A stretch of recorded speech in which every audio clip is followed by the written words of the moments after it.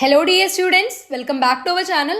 അപ്പോൾ ഇന്നത്തെ ക്ലാസ്സിൽ നമ്മൾ ഡിസ്കസ് ചെയ്യാൻ പോകുന്നത് +2 ജിയോഗ്രഫി നാളെ നടക്കാൻ പോകുന്ന മോഡൽ എക്സാമിന് ചോദിക്കാവുന്ന ഇമ്പോർട്ടൻ്റ് ആയിട്ടുള്ള ക്വസ്റ്റ്യൻസ് ആണ്. അപ്പോൾ ഇതിൽ പറയുന്ന ക്വസ്റ്റ്യൻസ് എന്ത് ചെയ്യണം, നിങ്ങൾ അത്യാവശ്യം നന്നായിട്ട് പഠിച്ചു പോകണം കേട്ടോ. അപ്പോൾ ബാക്കിയുള്ളത് പഠിക്കേണ്ട എന്നല്ല, എന്നാലും നമ്മൾ ഓരോ ചാപ്റ്റർ വൈസ് ആണ് ഇവിടെ പറഞ്ഞു പോകുന്നത്. അപ്പോൾ ആ ചാപ്റ്ററിൽ നിന്ന് ഈ പറയുന്ന ക്വസ്റ്റ്യൻസ് എന്തായാലും ഷുവറായിട്ട് നിങ്ങൾ നോക്കിയിട്ട് തന്നെ പോകണം കേട്ടോ. അപ്പോൾ നമുക്ക് ഓരോ ചാപ്റ്റർ ആയിട്ട് നോക്കാം. അതുപോലെ തന്നെ നമ്മുടെ ഹ്യൂമാനിറ്റീസുകാരുടെ ഒരു സബ്ജക്റ്റാണ് ജോഗ്രഫി എന്ന് പറഞ്ഞാൽ അല്ലേ. അപ്പോൾ ബാക്കിയുള്ള സബ്ജക്ട്സ്, അതായത് ഇപ്പോൾ ഹിസ്റ്ററി ആണെങ്കിലും പൊളിറ്റിക്കൽ സയൻസ് ആണെങ്കിലും ബാക്കി ഏത് സബ്ജക്റ്റ് ആണെങ്കിലും നമുക്ക് എന്ത് ചെയ്യണം, അത്യാവശ്യം വിവരിച്ച് എഴുതേണ്ട ഒരു സബ്ജക്ട്സ് ആണ്. പക്ഷേ ജോഗ്രഫിയുടെ കാര്യം പറയുമ്പോൾ അത്രയും എളുപ്പമാണ്, നമുക്ക് അത്ര വിവരിച്ച് എഴുതേണ്ട കാര്യമൊന്നുമില്ല. നമുക്ക് അറിയുന്ന കാര്യം എന്താണ് വ്യക്തമായിട്ടൊന്ന് എഴുതിയാൽ മാത്രം മതി, മാർക്ക് പെട്ടെന്ന് കിട്ടുകയും ചെയ്യും കേട്ടോ. അപ്പോൾ അത്രയും ടഫുള്ള സബ്ജക്റ്റും അല്ല, നമുക്ക് മനസ്സിലാക്കി കഴിഞ്ഞാൽ എന്താണ് പെട്ടെന്ന് മാർക്ക് സ്കോർ ചെയ്യാനും പറ്റും. അപ്പോൾ എല്ലാവരും നല്ല രീതിക്ക് തന്നെ പഠിക്കാം കേട്ടോ. അപ്പോൾ നമുക്ക് ആദ്യം ഫണ്ടമെന്റൽസ് ഓഫ് ഹ്യൂമൻ ജോഗ്രഫി നോക്കാം. അതിലെ ഫസ്റ്റ് ചാപ്റ്റർ ആണ് chapter 1 human geography nature and scope എന്നുള്ള പാഠഭാഗം. അതിൽ ഫസ്റ്റ് ക്വസ്റ്റ്യൻ നോക്കാം. Behavioural geography which is the sub branch of social geography has interface with dash. അതായത് സാമൂഹ്യ ഭൂമിശാസ്ത്രത്തിന്റെ ഉപശാഖയായ പെരുമാറ്റ ഭൂമിശാസ്ത്രം ഏത് സാമൂഹ്യശാസ്ത്ര വിഷയവുമായി ബന്ധപ്പെട്ടിരിക്കുന്നു എന്നുള്ളതാണ്. അപ്പൊ നമുക്കറിയാം ഏതാണ്, സൈക്കോളജി ആണല്ലേ, സൈക്കോളജി ആണ് കേട്ടോ. ഓക്കെ, അടുത്തത് identify the approach in human geography during 1970s. അതായത് 1970കളിലെ മനുഷ്യ ഭൂമിശാസ്ത്രത്തിലെ സമീപനം തിരിച്ച് അറിയാനാണ് പറഞ്ഞിട്ടുള്ളത്. 1970 എന്തായിരുന്നു, ഹ്യൂമാനിസം, റാഡിക്കലിസം ആൻഡ് ബിഹേവിയറലിസം കേട്ടോ. ഓക്കെ ആണല്ലോ. അടുത്ത നോക്കാം third question. Which school of thought in geography employs Marxian thoughts to explain social problems. അതായത് സാമൂഹിക പ്രശ്നങ്ങൾ വിശദീകരിക്കാൻ ഭൂമിശാസ്ത്രത്തിലെ ഏത് ചിന്താധാരയാണ് മാർക്സിയൻ ചിന്തകൾ ഉപയോഗിക്കുന്നത് എന്നുള്ളതാണ്. ഓക്കെ, അപ്പൊ എന്താണ് ഇതിന്റെ ആൻസർ വരുന്നത്, റാഡിക്കൽ സ്കൂൾ ഓഫ് തോട്ട് ആണ് കേട്ടോ, radical school of thought. Okay, അടുത്തത് നോക്കാം. Name the popular geographical approach in 1990s. അതായത് 1990കളിലെ പ്രസിദ്ധമായ ഭൂമിശാസ്ത്ര ചിന്താധാരയുടെ പേര് എഴുതാനാണ് പറഞ്ഞിട്ടുള്ളത്. അപ്പൊ നമുക്കറിയാം പോസ്റ്റ് മോഡേണിസം ഇൻ ജിയോഗ്രഫി ആണ് കേട്ടോ, പോസ്റ്റ് മോഡേണിസം ആണ്. ഓക്കെ ആണല്ലോ. അടുത്ത നോക്കാം. Who is the geographer who introduced the concept which reflects a middle path between environmental determinism and possibilism. അതായത് പാരിസ്ഥിതിക നിർണയത്തിനും സാധ്യതയ്ക്കും ഇടയിലുള്ള മധ്യപാതയെ പ്രതിഫലിപ്പിക്കുന്ന ആശയം അവതരിപ്പിച്ച ഭൂമിശാസ്ത്രജ്ഞൻ ആരാണ് എന്നുള്ളതാണ്. ഗ്രിഫിത്ത് ടെയ്ലർ ആണ് കേട്ടോ, ഗ്രിഫിത്ത് ടെയ്ലർ കേട്ടോ, ടെയ്ലർ ആണ്. ഓക്കെ, അപ്പൊ അടുത്ത ക്വസ്റ്റ്യൻ നോക്കാം നമുക്ക്. 6th ആണ് ഡിഫൈൻ ഹ്യൂമൻ ജോഗ്രഫി, മനുഷ്യശാസ്ത്രം എന്താന്നുള്ളത് നിർവചിക്കാൻ. ഓക്കെ ആണല്ലോ.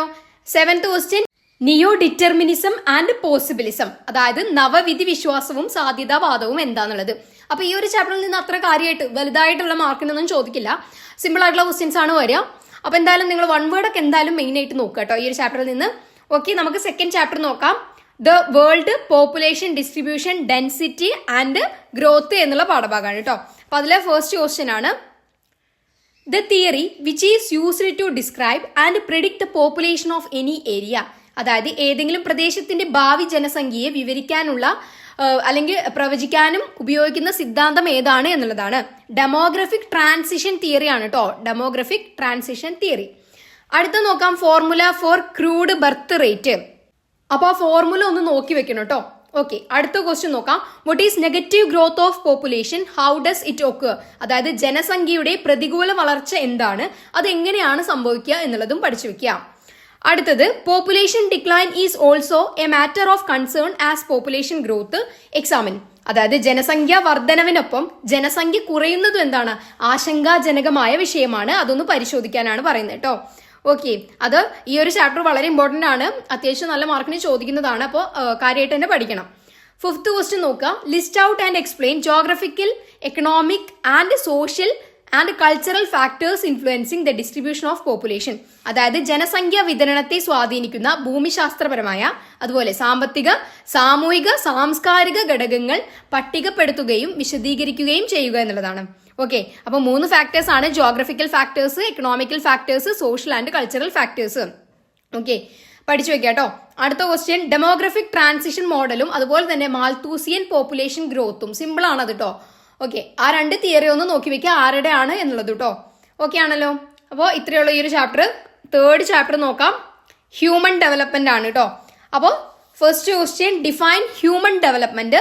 How it is measured and explain the concepts of human development. അതായത് എന്താണ് മാനുഷിക വികസനം എന്നുള്ളത് നിർവചിക്കുക, അതുപോലെ അത് എങ്ങനെയാണ് അളക്കുന്നത്, കൂടാതെ മാനവ വികസനത്തിന്റെ ആശയങ്ങൾ വിശദീകരിക്കാനും.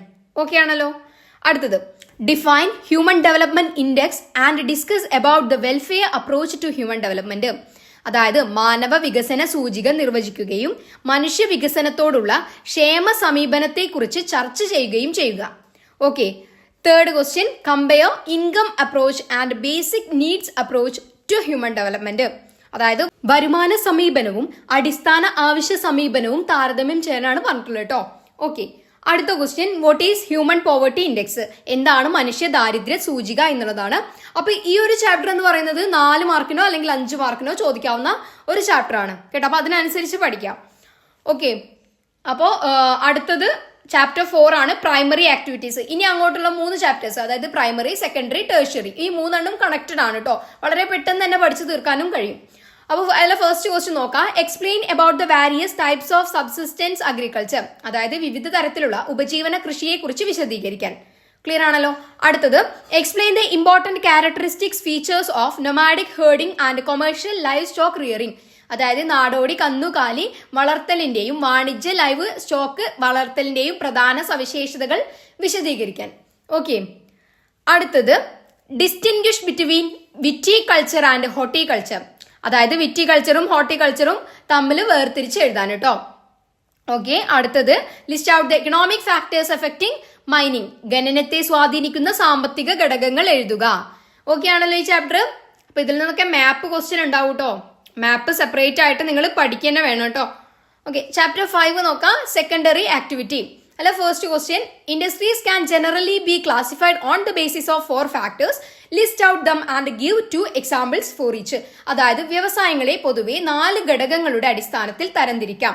അവ പട്ടികപ്പെടുത്തി ഓരോന്നിനും 2 ഉദാഹരണങ്ങൾ വെച്ച് എഴുതാൻ കേട്ടോ. അപ്പോൾ നമുക്കറിയാം സൈസിന്റെയും അതുപോലെ തന്നെ എന്താണ് റോ മെറ്റീരിയൽസിന്റെയും അവരുടെ ക്യാരക്ടറിസ്റ്റിക്സിന്റെ ഒക്കെ ബേസിസിൽ ക്ലാസിഫിക്കേഷൻ ചെയ്തിട്ടുണ്ട് അല്ലെ, വർഗീകരണം ചെയ്തിട്ടുണ്ട്. നിങ്ങൾ എഴുതാട്ടോ അത്. ഓക്കെ ആണല്ലോ. അപ്പൊ ഈ ഒരു ചാപ്റ്ററിൽ ഇത്രയേ ഉള്ളൂ. ഈ ഒരു ചാപ്റ്ററും 4 മാർക്കിനൊക്കെ തന്നെയാണ് ചോദിക്കുക. അപ്പോൾ 6th ചാപ്റ്റർ നോക്കാം. ടേഴ്ഷ്യറി ആൻഡ് ക്വാട്ടേണറി ആക്ടിവിറ്റീസ്.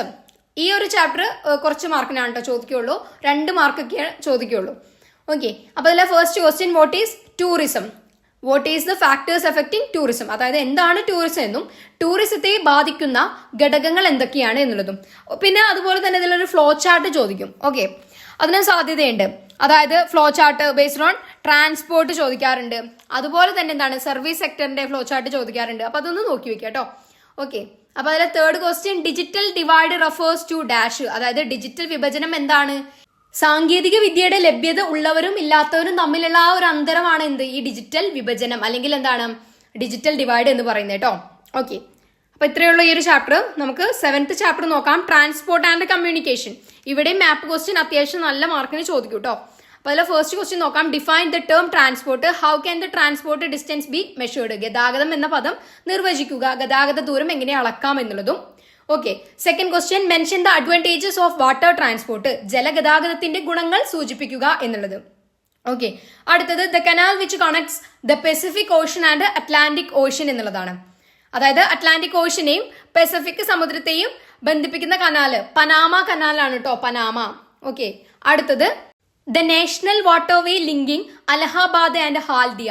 അതായത് അലഹാബാദിനെയും ഹാൽദിയയെയും ബന്ധിപ്പിക്കുന്ന ദേശീയ ജലപാത ഏതാണ് എന്നുള്ളതാണ്. അപ്പോൾ നാഷണൽ വാട്ടർവേ 1 ആണ് കേട്ടോ. NW1. അതായത് ദേശീയ ജലഗതാഗത പാത 1. ഓക്കെ ആണല്ലോ. ഓക്കെ. ഇത്രയുള്ള ഈ ഒരു ചാപ്റ്റർ. അടുത്ത ചാപ്റ്റർ നോക്കാം. ചാപ്റ്റർ 8 ആണ് international trade. Okay. What is bilateral trade. ഉഭയകക്ഷി വ്യാപാരം എന്നാൽ എന്ത്? ഓക്കെ ആണല്ലോ. അടുത്തത് mention any 2 functions of World Trade Organization. World Trade ഓർഗനൈസേഷന്റെ ഏതെങ്കിലും 2 പ്രവർത്തനങ്ങളാണ് പറയാൻ പറഞ്ഞിട്ടുള്ളത്. ഓക്കെ. അടുത്തത് ടൈപ്സ് ഓഫ് പോർട്ട്. ഓക്കെ. തുറമുഖങ്ങളുടെ ടൈപ്പ് ആണ് പറയാൻ പറഞ്ഞിട്ടുള്ളത് കേട്ടോ. ഓക്കെ. അടുത്തത് ട്രേഡ് ബ്ലോക്കും ഹെഡ് ക്വാർട്ടേഴ്സും. ഇപ്പൊ ഫോർ എക്സാമ്പിൾ പറയുകയാണെങ്കിൽ ഇപ്പൊ ആസിയാന്റെ ഏതാണ്? ആസിയാന്റെ വരുന്നത് ജക്കാർത്തയാണ്. ഓക്കെ. അതുപോലെ യൂറോപ്യൻ യൂണിയന്റെ വരുന്നത് ഏതാണ്? ബ്രുസൽസ് ആണ്. ഓക്കെ. അങ്ങനെയുള്ളത് കേട്ടോ. അപ്പൊ അത് പഠിച്ചു വെക്കാം. ചിലപ്പോൾ മാച്ച് ദ ഫോളോയിങ് പോലെ ചോദിക്കാൻ സാധ്യതയുണ്ട്. അപ്പൊ ഇത്രയേ ഉള്ളൂ നമുക്ക് എവിടെ പറയാനുള്ളത്, നമ്മുടെ ആദ്യത്തെ പാർട്ടിൽ പറയാനുള്ളത്. അപ്പൊ അടുത്ത പാർട്ട് നോക്കാം. ഇന്ത്യൻ പീപ്പിൾ ആൻഡ് ഇക്കോണമി ആണ്. അതിൽ first chapter population, distribution, density, growth and composition എന്നുള്ള പാഠഭാഗമാണ് കേട്ടോ. ഓക്കെ, അപ്പൊ അതിലെ first question, list out the phases of population change in India and explain the phases. അതായത് ഇന്ത്യയിലെ ജനസംഖ്യാ മാറ്റത്തിന്റെ ഘട്ടങ്ങൾ പട്ടികപ്പെടുത്തുകയും ഘട്ടങ്ങൾ വിശദീകരിക്കുകയും ചെയ്യുക. ഫേസസ് കേട്ടോ. അപ്പൊ എത്ര ഫേസസ് ആണുള്ളത്? 4 ഫേസസ് ആണ് അല്ലെ. അപ്പൊ അത് വിശദീകരിച്ച് എഴുതണം കേട്ടോ. അപ്പോ രണ്ടാമത്തെ ക്വസ്റ്റ്യൻ നോക്കാം. പോപ്പുലേഷൻ എക്സ്പ്ലോഷൻ പീരീഡ് ഏതാന്ന് കണ്ടെത്തി എഴുതണം. ഓക്കെ, അടുത്തത് സ്റ്റഡി പോപ്പുലേഷൻ ഗ്രോത്ത് പീരീഡ് ഏതാണ് എന്നുള്ളതും. ഇത് രണ്ടും ചോദിക്കാറുണ്ട്, 1 വേർഡ് ആയിട്ട് ചോദിക്കാറുണ്ട് കേട്ടോ. ഏതാണ് ആ പീരീഡ്, ഏത് ഇയർ മുതൽ ഏത് ഇയർ വരെയാണ്, അത് എന്തുകൊണ്ടാണ് പറയുക എന്നുള്ളതും. ഓക്കെ, അടുത്ത ക്വസ്റ്റ്യൻ നോക്കാം. Examine the linguistic and religious diversity of India. അതായത് ഇന്ത്യയുടെ ഭാഷാപരവും മതപരവുമായ വൈവിധ്യം പരിശോധിക്കാനാണ് കേട്ടോ. അതിലെല്ലാം ഉൾക്കൊള്ളിച്ച് എഴുതണം. ഓക്കെ ആണല്ലോ. അപ്പൊ നമുക്ക് സെക്കൻഡ് ചാപ്റ്റർ നോക്കിയാലോ, human settlement.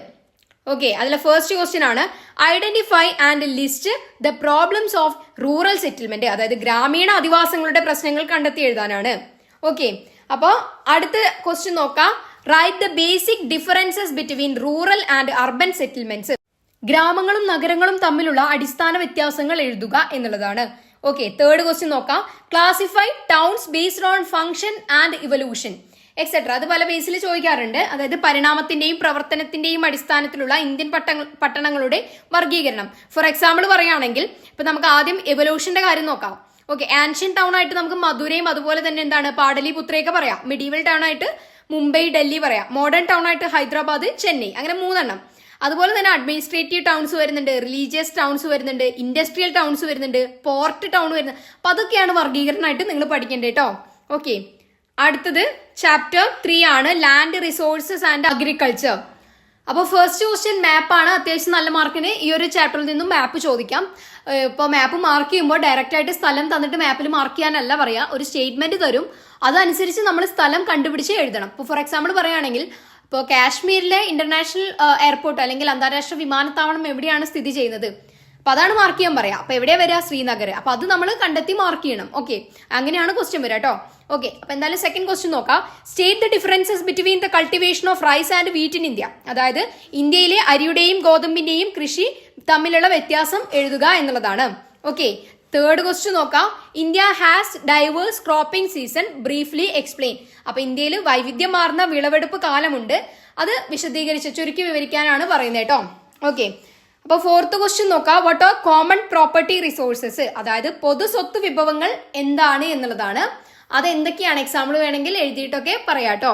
Okay, fifth question നോക്കാം. Explain the problems faced by Indian agricultural sector. അതായത് ഇന്ത്യൻ കാർഷിക മേഖല നേരിടുന്ന പ്രശ്നങ്ങൾ വിശദീകരിക്കാനാണ് കേട്ടോ. ഓക്കെ, അപ്പൊ ഈ ഒരു ചാപ്റ്ററും അത്യാവശ്യം ഒരു 4-5 മാർക്കിനൊക്കെയാണ് ചോദിക്കുക. ഓക്കെ, അപ്പോൾ ഫോർത്ത് ചാപ്റ്റർ നോക്കാം. വാട്ടർ റിസോഴ്സസ് ആണ്. ഈ ഒരു ചാപ്റ്റർ ചെറിയ മാർക്കിനെ ചോദിക്കുള്ളൂ കേട്ടോ. ഓക്കെ, ഫസ്റ്റ് ക്വസ്റ്റ്യൻ നോക്കാം. Mention the factors responsible for the fast depletion of water resources in India. Suggest A few measures for the conservation of water resources. അതായത് ഇന്ത്യയിലെ ജലസ്രോതസ്സുകളുടെ ദ്രുതഗതിയിലുള്ള ശോഷണത്തിന് കാരണമായ ഘടകങ്ങൾ പരാമർശിക്കുക, ജലസ്രോതസ്സുകളുടെ സംരക്ഷണത്തിനായി ചില നടപടികൾ നിർദ്ദേശിക്കുക എന്നുള്ളതാണ്. അപ്പൊ 2 ക്വസ്റ്റ്യൻ വരുന്നുണ്ട് കേട്ടോ അവിടെ. ഓക്കെ, അപ്പൊ നമുക്ക് സെക്കൻഡ് ക്വസ്റ്റ്യൻ നോക്കാം. List out the factors demanding irrigation in India. അപ്പൊ ഇന്ത്യയിൽ ജലസേചനം അനിവാര്യമാക്കുന്ന ഘടകങ്ങൾ വ്യക്തമാക്കാനാണ്. Okay, third question. What are the problems of over utilization of ground water. ഭൂഗർഭജലത്തിന്റെ അമിത ഉപയോഗത്തിന്റെ പ്രശ്നങ്ങൾ എന്തൊക്കെയാണ്? ഓക്കെ, അപ്പൊ ഇത്രയാണ് ഈ ഒരു ചാപ്റ്ററിൽ നിന്ന് വരാൻ സാധ്യതയുള്ളത്. അപ്പൊ നെക്സ്റ്റ് ചാപ്റ്റർ നോക്കാം. ചാപ്റ്റർ 5 ആണ് മിനറൽ ആൻഡ് എനർജി റിസോഴ്സസ് എന്നുള്ള പാഠഭാഗമാണ്. ഓക്കെ, അപ്പൊ ഈ ഒരു ചാപ്റ്റർ എന്ന് പറയുന്നത് ഒരു 4 മാർക്കിനൊക്കെ ചോദിക്കാവുന്നതാണ്. അപ്പൊ അതിലെ ഫസ്റ്റ് ക്വസ്റ്റ്യൻ നോക്കാം. What are the characteristics of non conventional energy sources. List out A few such A sources ഹാർനസ്ഡ് in India. അതായത് പാരമ്പര്യേതര ഊർജ്ജ സ്രോതസ്സുകളുടെ സവിശേഷതകൾ എന്തൊക്കെയാണ്, ഇന്ത്യയെ ഉപയോഗപ്പെടുത്തുന്ന അത്തരം ചില സ്രോതസ്സുകൾ പട്ടികപ്പെടുത്തുക എന്നുള്ളതാണ്. ഓക്കെ, അപ്പൊ ഇന്ത്യയിൽ ഉപയോഗപ്പെടുത്തുന്നതും പറയണം, അതുപോലെ തന്നെ എന്താണ് അതിന്റെ ക്യാരക്ടറിസ്റ്റിക് ഫീച്ചേഴ്സ്, അതായത് സവിശേഷത വ്യക്തമാക്കുകയും വേണം കേട്ടോ. ഓക്കെ, ഇതാണ് ഫസ്റ്റ് ക്വസ്റ്റ്യൻ. സെക്കൻഡ് ക്വസ്റ്റ്യൻ നോക്കാം. In India minerals are generally concentrated in 3 broad belt. Explain. അതായത് ഇന്ത്യയിൽ ധാതുക്കൾ പൊതുവിൽ 3 വിശാല മേഖലകളിലായി കേന്ദ്രീകരിക്കപ്പെട്ടിരിക്കുന്നു. വിശദീകരിക്കുക. ഓക്കെ, അപ്പൊ 3 ബെൽറ്റ് പറയണം കേട്ടോ. അടുത്തത് nuclear energy has emerged as a viable source in recent times, justify the statement in Indian context. അതായത് അടുത്ത കാലത്തായി ആവിർഭവിച്ചിട്ടുള്ള സാധ്യതയേറിയ ഊർജ്ജ സ്രോതസ്സാണ് ആണവോർജം എന്ന് പറയുന്നത്. ഓക്കെ, അപ്പൊ ഇന്ത്യൻ പശ്ചാത്തലത്തിൽ ഈ പ്രസ്താവന സാധൂകരിക്കാനാണ് കേട്ടോ. ഓക്കെ ആണല്ലോ. അപ്പോൾ ഈ ചാപ്റ്റർ ഇത്രയേ ഉള്ളൂ. ചാപ്റ്റർ 6 നോക്കാം. Planning and sustainable development in Indian context. അതിലെ ഫസ്റ്റ് ക്വസ്റ്റ്യൻ ആണ് prepare a note on sustainable development. അതായത് സുസ്ഥിര വികസനത്തെ പറ്റിയ ഒരു കുറിപ്പ് തയ്യാറാക്കാനാണ് കേട്ടോ. ഓക്കെ, അടുത്തത് what are the aims of drought prone area programme. വരൾച്ച ബാധിച്ച പ്രദേശ പദ്ധതിയുടെ, അതായത് വരൾച്ച ബാധിത പ്രദേശ പദ്ധതിയുടെ ലക്ഷ്യങ്ങൾ എന്തൊക്കെയാണ് എന്നുള്ളതാണ്.